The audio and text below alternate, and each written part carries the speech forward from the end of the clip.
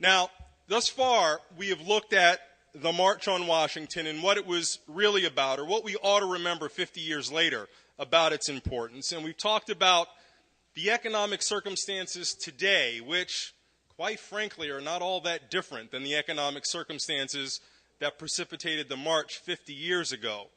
So we also heard from the last panel that there are no shortage of ideas about how to move forward.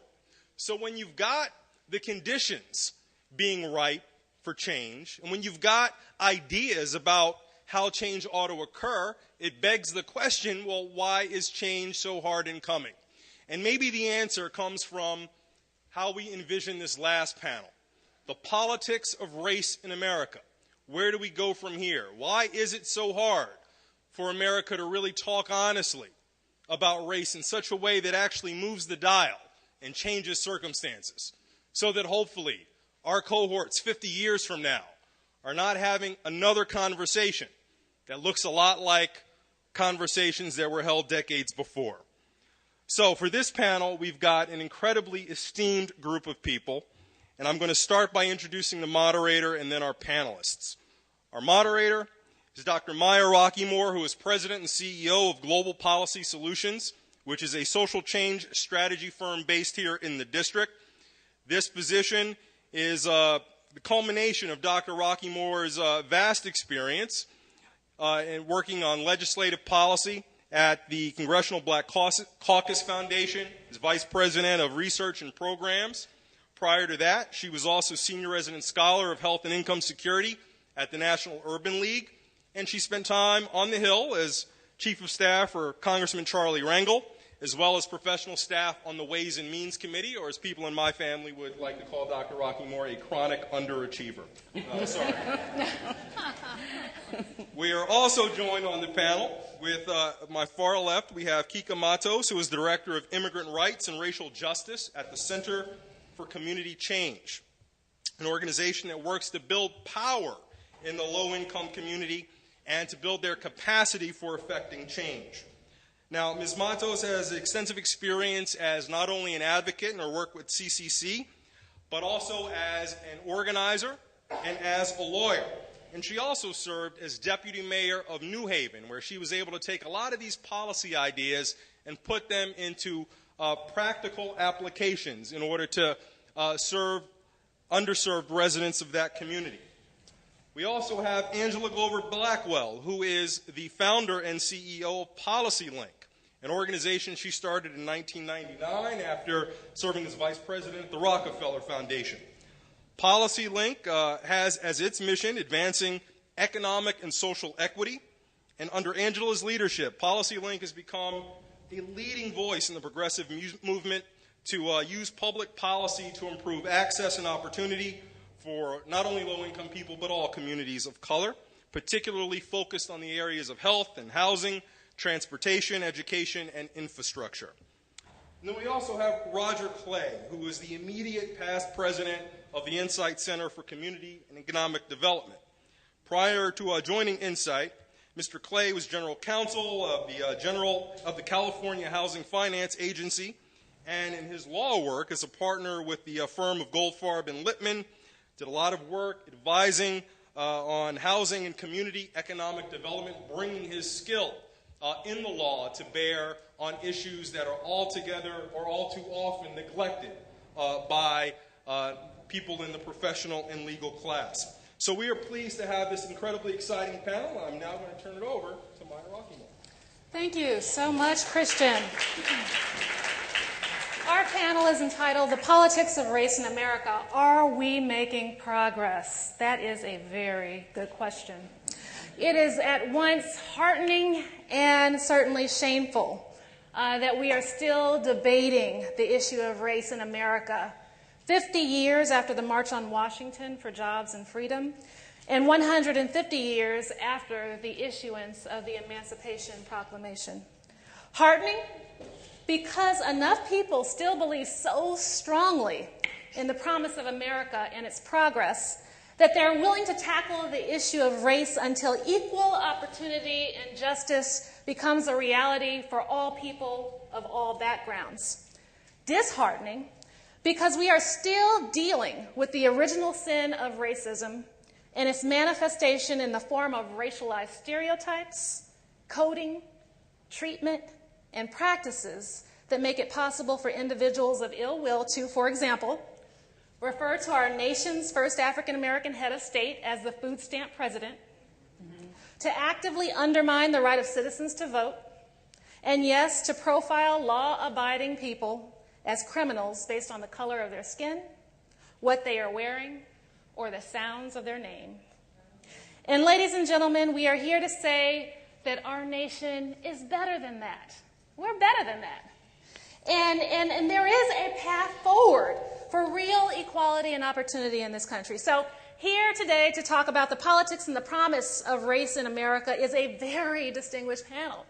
And I've got to say, they've already been introduced, but these people are not only speakers on this subject, they are preeminent thinkers on the subject, and most importantly, they are doers on the subject of this issue, and they're committed to racial equality in this nation. So with that, this week we have had a lot of talk about race, and it was really sparked by the Trayvon Martin verdict. The African-American community, the emotions are raw.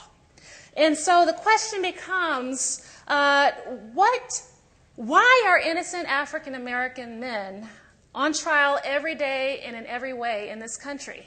Why are black men imperiled? Roger. Well, I've gotten that question before, and my first inclination is always to say I don't know. But I think I do know.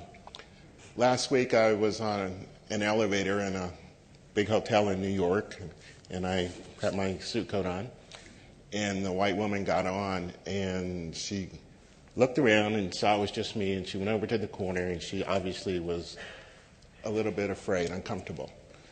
So I do what I usually do, is I spoke to her and commented on the weather, which relaxed her a little bit. And I was a little surprised, only in the sense that it doesn't happen to me as often once I got gray hair as I did when I was younger. But it was clear she was afraid. And so the real answer is people are afraid. They're afraid of us. And that's a simple answer and a very complicated answer. Because the question is, okay, why are they afraid? Generally, the fear is not based on experience, and it's not based on fact. You don't often hear, or I bet most of us don't even know, of situations where black people are going around attacking white people. We unfortunately kill ourselves, but we're not going out there doing that to others. They do it more to us, which is one of the things that just happened. But this fear it's been a long time coming. It goes back hundreds of years. Part of it is sort of conscious. People are conscious of their fear, but they don't know why. But they're often unconscious. And it goes back to hundreds of years of us as black men and black boys being compared to gorillas and apes and that sort of thing, which people don't consciously do. But research says today that people subconsciously still think of many black men and black boys that way. And unfortunately, even black people have that unconscious feeling about black men and black boys. So I'm hoping that the panel is optimistic, but on this topic, I get upset. I'm not that optimistic because I think the fear is so deep-seated that it's really going to be hard to turn that around. Kica, the fear of the black man, the stereotype of the African-American male as a menace, as the other, as somebody to be feared in this society.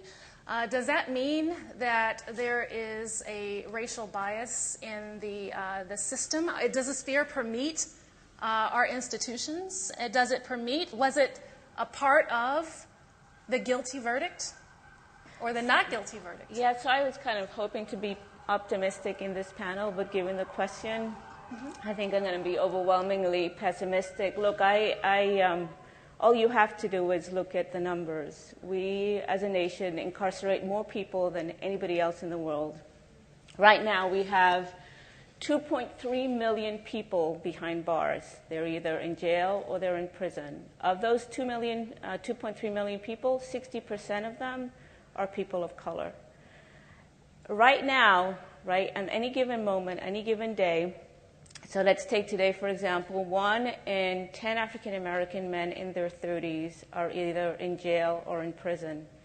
And then when it comes to young black men in their 20s and their 30s, without a high school diploma, the incarceration rate is so high, it's 40%. And what that means is that they're more likely to be behind bars than to have a job. And that's only the beginning, because once you've been incarcerated, once you've been a part of the criminal justice system, you don't escape it when you get out of prison. That is the beginning of a really, or the continuation of a really difficult trajectory. Once you have a criminal record, it's really hard to get access, or impossible to get access to public housing. It's very difficult to get student loans. Nobody wants to hire you. And so the trajectory just continues. And I think that's part of the pessimistic narrative of race and politics in this country. So I've got to ask you, there's been a lot of narrative about this whole notion of racial bias, and the question of white privilege. So if we actually have a criminal justice system in this country that is racially biased, what does it mean for the prospects of people of color who are becoming a majority of the nation? What it basically means is that we're not going to be able to get racial justice until we end disparities in the criminal justice system, because the criminal justice system is really touching a disproportionate number of lives of people of color. And until we do away with it, right, when I talk about racial justice, the first thing I talk about is criminal justice, right, because the criminal justice system so touches the lives of so many people of color and so many communities that we will never get racial justice until we do away with disparities in the criminal justice system. And, you know, the Trayvon Martin case to me was part of the example of white privilege in this way, right? Young white kids walking around with hoodies don't have to worry about getting stopped, about getting frisked, about getting harassed by cops, right? When you think about privilege, I have an 8-year-old boy. I have a son, right? I have to have conversations with him about race. I have to have, at an early age, I have to have conversations with him already about what it means to engage with law enforcement officers. I'm not sure that there are very many white parents who have to have those conversations with their kids at such an early age. So, Angela, it really isn't about just disparities that exist naturally. Aren't these disparities created by policies and institutions? And really the question is how do these racial stereotypes and certainly attitudes shape the policies and institutions, and what do we need to do to reshape them so that we can actually have a system that actually works for all? Yes, yes, absolutely. The disparities are there because of individual racism, structural racism, systematic exclusion. All of those are operating. And we do need to come up with policies that reverse it, and it won't happen until we fundamentally change. That's why it's hard to be optimistic. And I think I am. I usually am. I think I'll get there by the end of this conversation. But you just definitely started us in a hard place. Right. Because we are a nation in which many people carry ill will in their hearts. We tried to move beyond that. We thought we could move beyond it. We thought if we got opportunities in place, it didn't matter what people had in their hearts. You know, people said, you don't have to like me. Just let me go to work, have a job. You don't have to come to my home. Just let me have a home. We thought that if we got policies in place, we could leave the hearts alone. I don't know whether that was right or wrong, but I do know that people still carry a lot of ill will in their hearts. And we're at a moment which is a transition. One thing that I'm optimistic about is that we are clearly moving beyond our evil past into a time in which we will be very different. We will get there. It is inevitable. But the grown zone of getting there can be a long and dangerous period because the old guard is afraid, losing, and the last gasp can be a dangerous time. And that's exactly where we are right now. So I know we're going to get to a better place, but we got to go through this. And those people who had ill in their hearts are really acting out. They didn't have to act out a couple of decades ago because they had everything. But now that they're feeling the threat, they're really acting out. And our friends, those people who are liberal and supportive, have not embraced an authentic narrative about how hard it is to be of color in this nation, particularly how hard it is to be black, and particularly how hard it is to be a black man or boy. And so what that means is when something goes down, we can't all come together because half of us who actually want the same things are thinking, well, I'm sure you were doing something wrong. What's the real story about what happened? I'm sure it didn't happen exactly that way. And as long as half of the people who ought to be together are raising those kind of fundamental questions, it's hard to have the movement forward. We keep talking about having a conversation. I actually don't want to have any more conversation.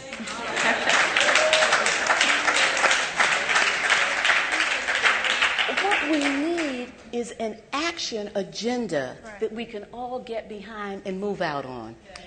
That is the conversation that we want to put before the American people. What do you think about this agenda? What are you going to contribute to this agenda? How is this agenda going to become American agenda? I don't want to have a conversation about the problem. I don't want to be understood. I want to have an action agenda that actually puts the policies you're talking about front and center. I'm optimistic that that will happen, but it has to happen soon. If it doesn't happen soon, the grown zone is going to become a way of life for a long time. The grown zone. We've just learned a new term. But with that, I mean, when you're talking about an action agenda and when you're talking about public policy and the design of public policy and eliminating racial and ethnic disparities in health, education, income, security, and wealth, I mean, it requires a specific approach to policy design. Is that a race-neutral or a race-specific approach? No, I actually think we have to put on a racial lens and bring it to the policy. And I don't think that we just need to do it because it's the right thing to do. I think it's become an imperative. That is, we think about the shifting demographics, and I heard it talked about on the panel right before, and you probably have mentioned it earlier today. We know that people of color are becoming the majority. We also know that the nation is in peril. It's in economic peril, it's in democratic peril. Our democracy is in peril. As we think about how we're going to be the thing that we have been so proud of for so long, it's clear that the people who are going to be the future have to lead us there. They have to be the innovators. They have to be the leaders. They have to be the workers. They have to be the ones that value democracy and democratic participation. They have to be the middle class. If the people who are going to be the future aren't the middle class, there'll be no middle class. So I think that we have to bring a racial and ethnic lens, not just to make up for past wrongs, but to go in the right direction, to make sure that everything we do, take infrastructure, for example, you know the nation needs to fix its crumbling infrastructure. Right. But we also know that if we do that, we allow some communities that are being left behind to come right into the center, that we allow the communities that are often holding people back to be places that place them in the 21st century. Those happen to be a lot of cities in this country that are black and brown. So we fix the infrastructure and we get people who need jobs, jobs. We get communities that aren't ready for the 21st century to be ready for the 21st century. But it doesn't work unless we bring a racial lens to it. Who gets the jobs? Where do we put the infrastructure? Who's going to benefit?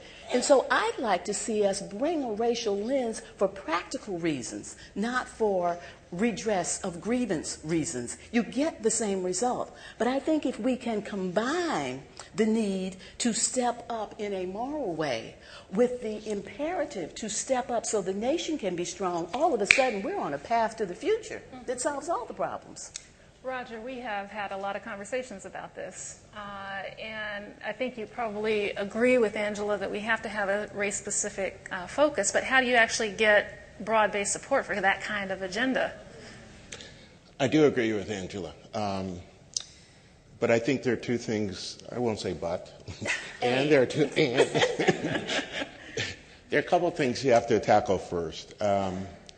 One is we really have to have some vision of what we want this country to look like for the kids that are born today. If we don't know where we're going, I think it's Yogi Berra, the baseball player. You can go anywhere. You can end up anywhere. And I don't think that we've ever done that. The other thing, and is related to that, is who is included. One of the things about black men and black boys, to many people, we shouldn't be here, or we can't be seen as productive members of society. And I think the same thing is going on now with some of the immigrant population. They're not us, and so we don't have to worry about them. We don't have to worry about them in terms of helping them do well. We do need to worry about them to get them away, right?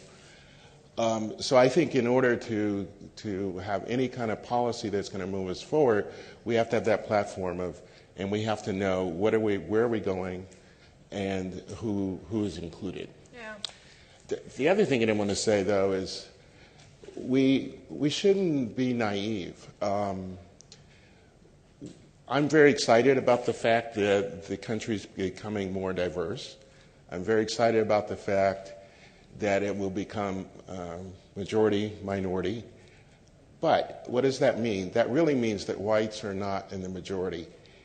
But we shouldn't act like all of our different minority groups have always worked together. I actually think that we are doing better, and I know, to work with you, we're really working hard at it, but that's not been our history. There are many black people that don't like immigrants, the whole idea. There are many people that don't like gays. We have to work at this in order to move us all forward. I think, though, that the change in demographics gives us an opportunity to very affirmatively and very explicitly work on it. But we got a ways to go. It's not going to get all better in 2040. Not easy. Yeah. Kica, we've been talking about the changing demographics, but those demographics are actually being really driven by the large growth of the Latino population. Mm-hmm. And we're certainly in the midst of a debate nationally about immigration reform. And the issue of race and the other is front and center in these conversations about immigration reform. How are advocates like you and the people you work for fighting the issue on the issue or on the grounds of racial stereotyping? Mm-hmm. So I would say a couple of things. I do think that the fight for immigration reform ultimately is a racial justice fight. When we think about the way that immigration and the issue has been framed, it has been framed in racial justice ways. I do want to paint a picture of who's behind, and again, when you think about race and you think about immigration, a lot of us don't really know just how racialized immigration is and just who is behind the efforts to oppose immigration reform. So I want to quickly, if you'll indulge me, paint a picture. The organizations that are, most of the organizations that are advocating against immigration reform are funded by a man by the name of John Tanton. I don't know if folks know him. He is a white nationalist and a eugenicist. And he has funded a number of anti-immigrant organizations, including one that is fronted by African Americans. And the largest anti-immigrant organization is FAIR, and some of the people who are staff members of FAIR are white supremacists. And these are the people who are really driving that ugly debate around immigration reform that we're hearing. And those offensive terms are put out that way to alienate immigrants, right? So that immigrants are seen as somehow inferior. In addition to the anti-immigrant organizations, if you look at who in Congress is opposing immigration reform, again, you have a very small group of legislators who are extreme right-wing Republicans who have never embraced people of color, be they African Americans or be they Latinos. And they are the ones who are really opposing. They're standing in the way of immigration reforms. Right now we have the votes in the House to pass immigration reform. But this small group of people are standing up and opposing immigration reform. And these are people who have absolutely no problem referring to immigrants as illegal aliens, who talk about how they are destroying the fabric of this country. Some of the language is racially coded, some of them is not.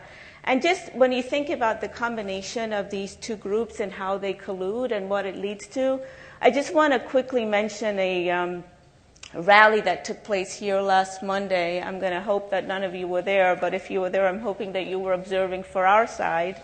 It was put together by FAIR, and one of the groups that was there was the Black Leadership Alliance, which is funded by John Tanton. And these are a handful of African Americans who say that they oppose immigration reform. And one of the speakers at this rally was Ken Crow, who, as most of you know, was one of the founders of the Tea Party. And Mr. Crow gets up on the podium and immediately starts talking about, all of the negatives that he perceives around immigration and immigration reform. And then all of a sudden he started going down the path of talking about breeding and well-bred Americans. And I just want to quote directly from his speech. For those incredible bloodlines of Thomas Jefferson and George Washington and John Smith, and all these great Americans, Martin Luther King, these great Americans who built this country, you came from them.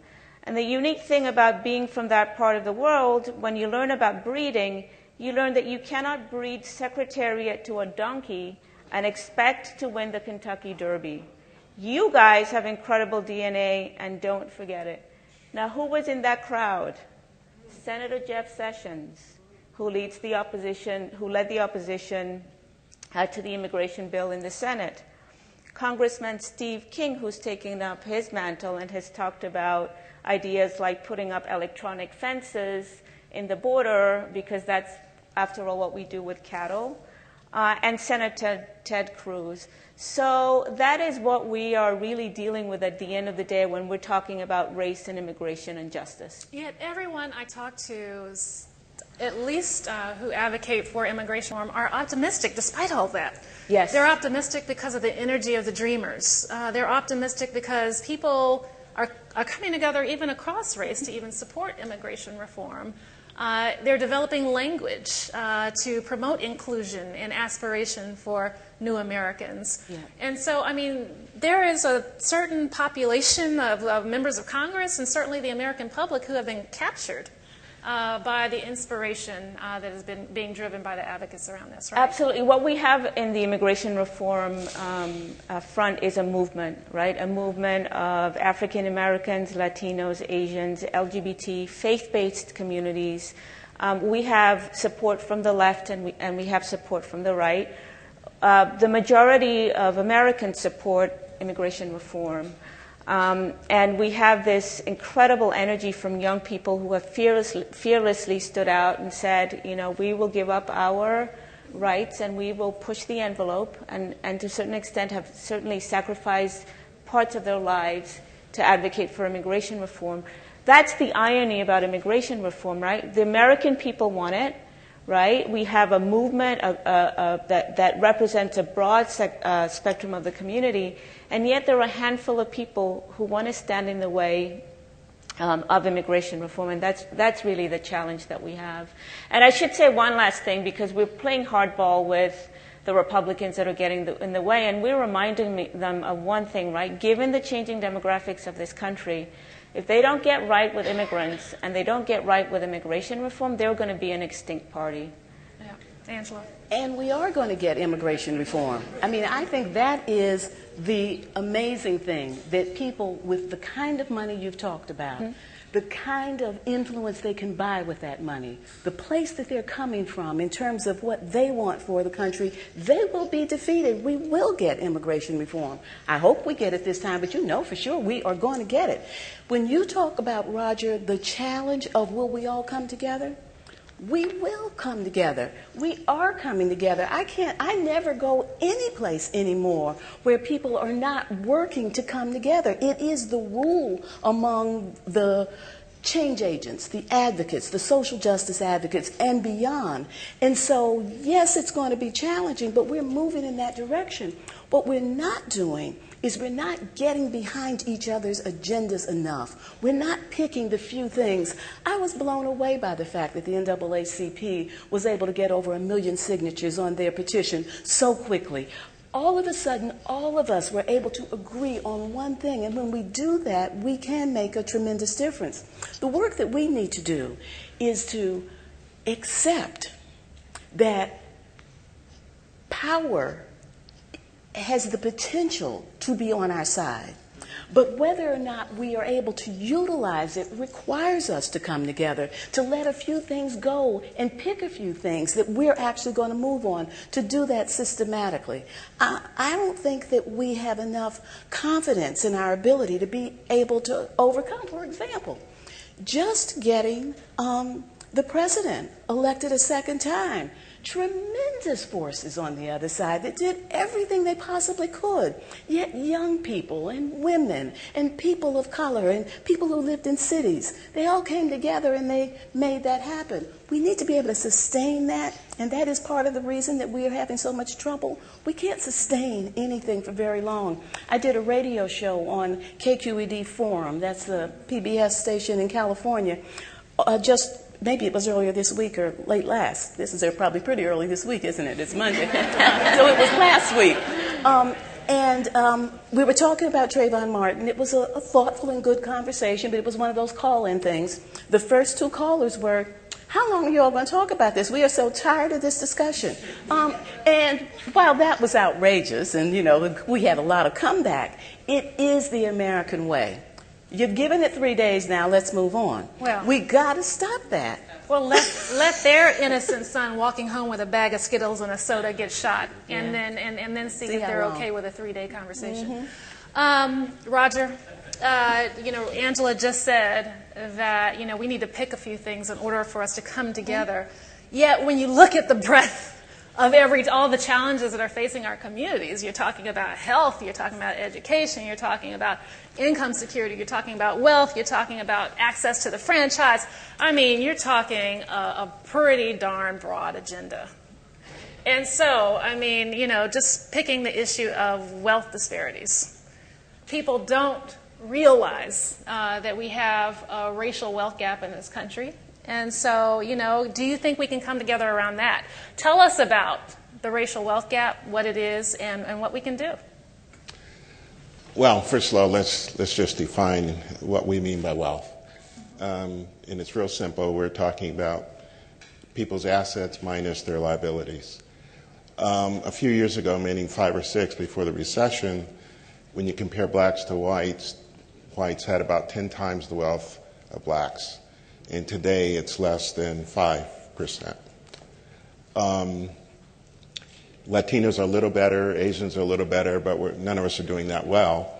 And even though the whites have lost a lot of wealth themselves, the gap has not decreased, it's increased.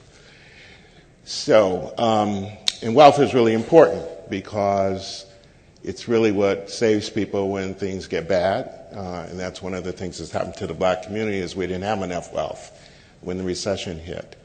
It helps you put your kids in school, helps you buy a house, and so you need those things in addition to income. So which ones would I focus on? Well, since this is the forum about the march and the various demands, I find it interesting that some recent research that Tom Shapiro did at Brandeis about what drives the wealth gap happens to fit exactly with those demands that we haven't done well on. Okay. Like what? Like housing. Housing. Yeah, number one. That's number one. The second one is jobs. The third is it's related to jobs, but it's the level of pay. We do not have a minimum wage that makes any sense. Those correspond exactly with what the previous panel talked about. Also, inheritance, what you can get from your family in terms of support or what's left when they pass away. Those are things that we really have to change for people of color if we're going to make a big difference. So you give me two questions where I'm not that optimistic in the short term because the gap is so huge that even if we get everybody even in terms of income, it's going to be way, way, way a long time. Oh, and I forgot one, which is education. The importance of I don't know how I forget education. Yeah. Importance of education. And that's the other one that we haven't done well on, and it's also one that Tom Shapiro mentions as one of the main drivers. But if I were going to focus, I'd focus on those. Yeah. On those four things. And that brings us to other things to support those, like transportation or health and those other kinds of things. But you need those to get to the four. I'd focus on those four. Angela, we do a lot of work on health. And when you look at the health disparities, you know that Black and brown people have been traditionally left out of our healthcare system with regards to having the least access.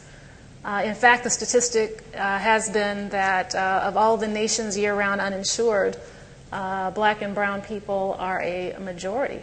And people don't know that, with Latinos actually leading that number.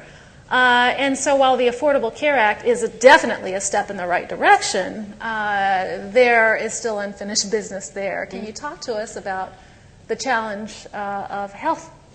I can, and I'm going to try to talk about it in a way that makes a larger point that perhaps can pull us together. I said that we need to be able to get on the same page. All of us who work for organizations or we do policy work, we have different policies that we're championing. But if we could get on the same narrative page, we could keep tying whatever it is we're working on back to a simple narrative. And I think the simple narrative is people need good jobs, people need capabilities, and we need to remove barriers that keep people from having access to opportunity. Within that context, I think everything can fit. So take health. I had the honor of being on the Robert Wood Johnson Foundation commissioned to build a healthier America. You know, the Robert Wood Johnson Foundation has spent a lot of time focusing on access. This commission focused not on access, but health and well-being. They concluded that most of poor health does not come from lack of access. It comes from not having enough money, not having enough education, and living in a place that is bad for your health. And so getting a job is one of the most important things you can do to improve health. That's right there with good jobs. When we think about the Affordable Care Act, there are a lot of opportunities to create jobs coming out of the Affordable Care Act. We need to make sure that we're bringing a racial and equity lens to that so that we're pushing those jobs in the right direction. Building capabilities. We have to make sure that we really are investing in community colleges and job training programs and all the things that we need for people to be ready. And we need to make sure that we are paying attention to where people live. You know, in America, where you live is a proxy for opportunity. It determines everything, including how long you live. You tell me your zip code, I can tell you your expiration date. And if we think about building healthy communities as the way that we help people to live healthy lives, we don't have to say, well, I can't work on your issue because I'm working on health. Your issue could be jobs, it could be building capabilities, it could be building strong communities, it could be transportation. Within a short, crisp frame, we can all keep pushing in the same direction. Right. You know, Roger mentioned earlier that there is a lot of competition between racial and ethnic, quote-unquote, minority groups, people of color, communities of color, and that they don't always play well in the sandbox together. Yet at the national level, I think that we're seeing a transformation. I think that, certainly the Insight Center, PolicyLink, the Center for Community Change, I think all of these organizations and more have been a part of a coming together at the national level around many of these issues on housing. Lisa, what was the name of the coalition on housing? Alliance to Stabilize Our Community. Absolutely. Cross-racial and people working towards a common goal. So that's been encouraging. Yet Kica, at the local level, it seems I'm smiling because I'm about to get pessimistic again. It seems like the notion of coalition building is more elusive. I mean, what can we do at the local level to bring people together so that we can have this collective power building?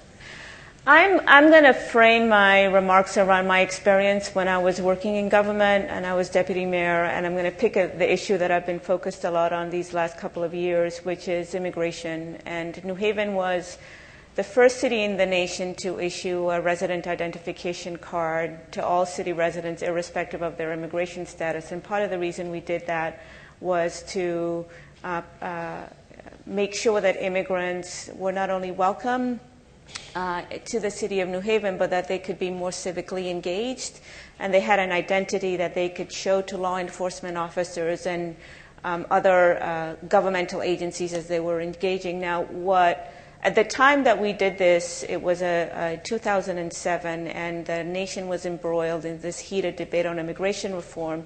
And so all of these white supremacists and nativists landed in New Haven, and one of the first things they did was that they went on a Sunday to all of these African American churches, and they started flyering people's windshields with all of this information.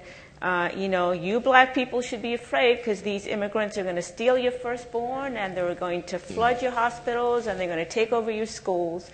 And we started getting calls from our friends and colleagues and City Hall employees who were at church on Sunday, and they came back after praying and breaking bread with their brethren to see this hateful flyer. So the first thing we did was we convened a meeting of leaders in the community, and we talked about what happened, and we decided that New Haven was not going to be a city that was going to be divided that way. And so around the issue of immigration, there were very frank and painful discussions. Before we got to progress, there were questions raised by leaders in the African American community saying, well, is it true? Should we be afraid for our jobs?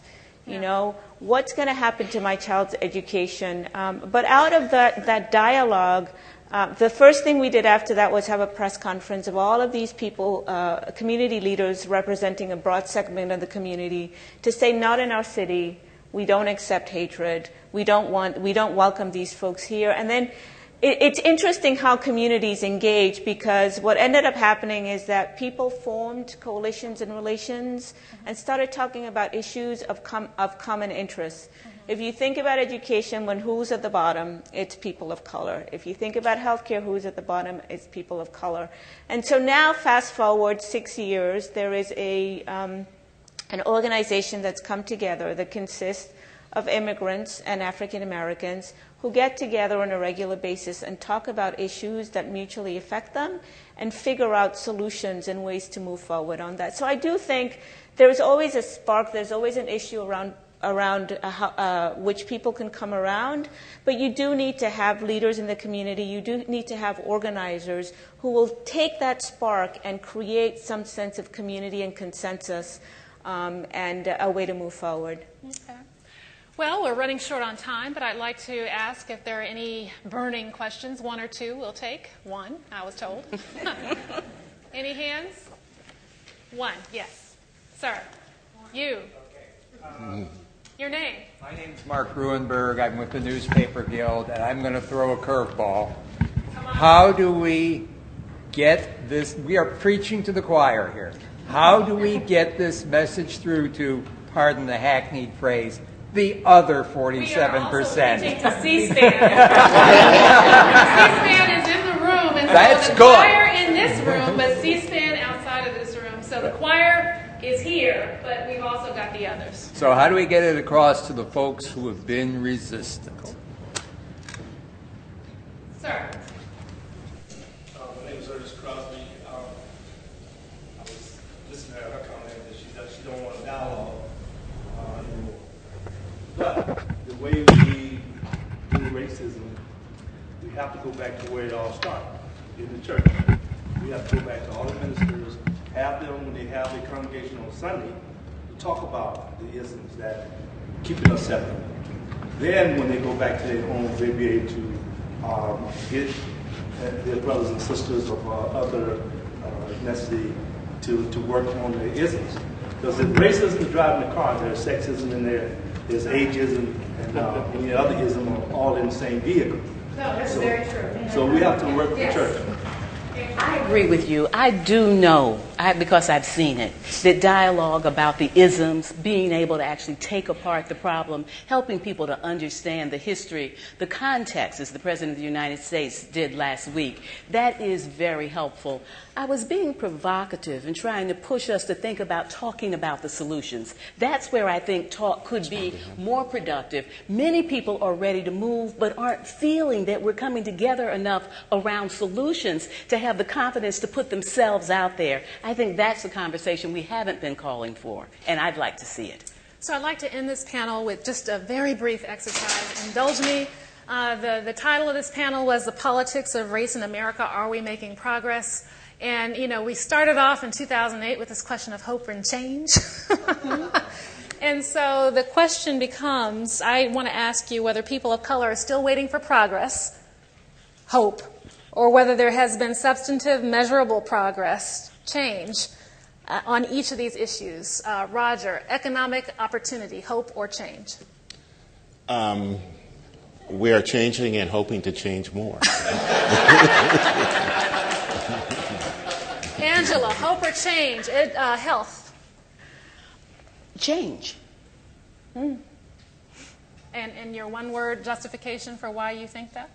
The Affordable Care Act. Yeah, okay.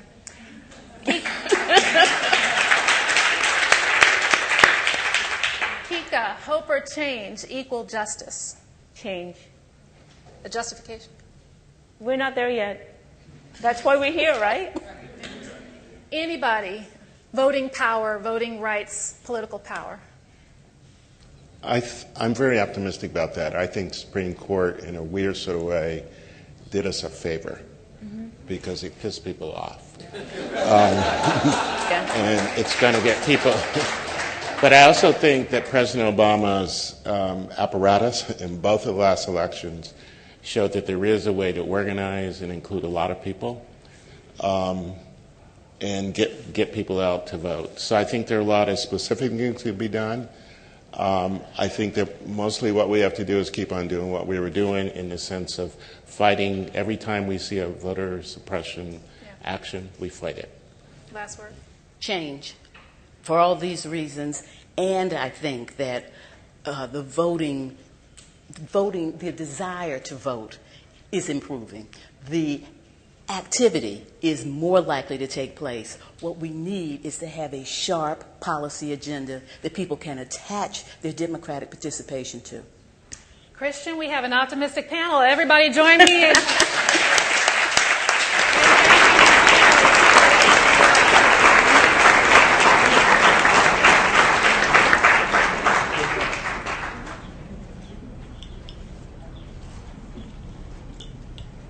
That concludes our third panel. I'd now like to invite